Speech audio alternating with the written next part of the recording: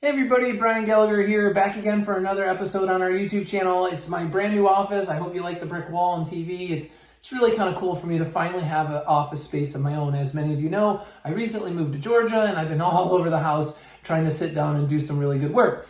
My focus today though is, now that I have a good environment, is to sit down and put all my attention on how I can help you actually retain your staff.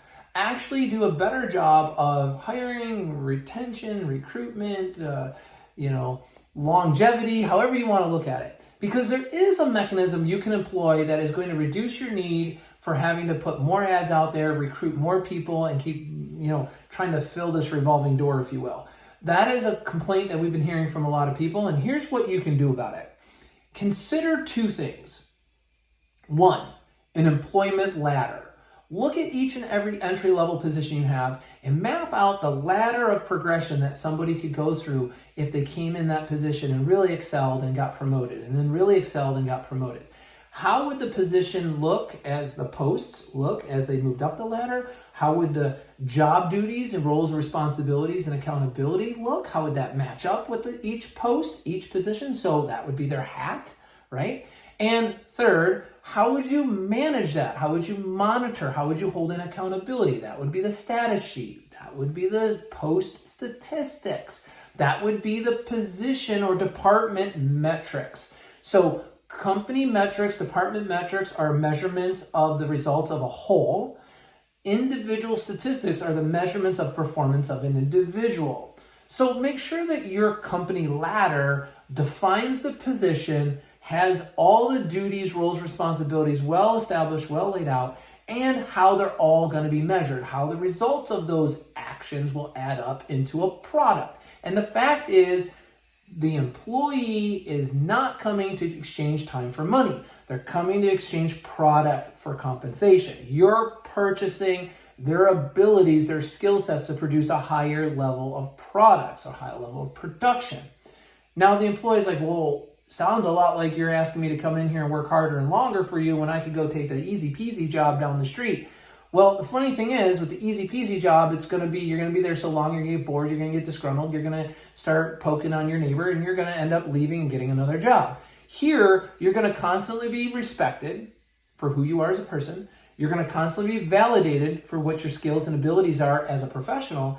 And as a result of your great beingness and your great doingness, we are going to elevate you up our corporate ladder, up our employment ladder, so that you can get greater levels of compensation as you go. But with those greater levels of compensation comes greater levels of accountability, greater levels of responsibility, greater levels of ownership, micro ownership within our organization, because we're hiring talent.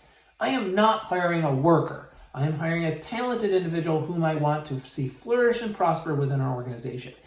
When you articulate that, you have to back it up, because now you have the infrastructure, now you have the post defined, now you have the duties refined, now you have the products associated with that all refined. Person gets to see that, sees it in writing. You see the measured compensation that goes along with that growth. It's all spelled out, it's all worked out.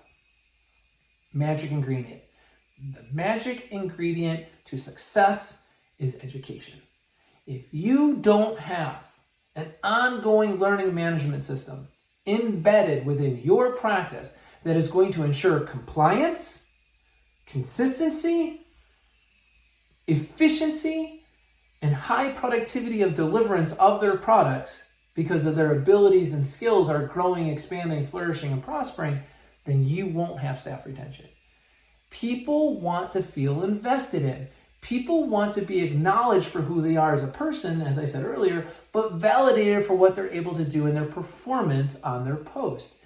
In order for them to feel good about that, it's a great day in the neighborhood, is if they're being invested in, they're being educated, and their skills are developing, and their ability to do this job and apply themselves in a way that yields greater results, thus greater compensation, because typically you're in a pay-for-performance model. They're all about it. They're not going to want to go anywhere else. They're not going to want to work for anybody else or be a part of anything else but working with you and working for your company. So there's my strategy for how you can hire the best and the brightest and retain them the longest.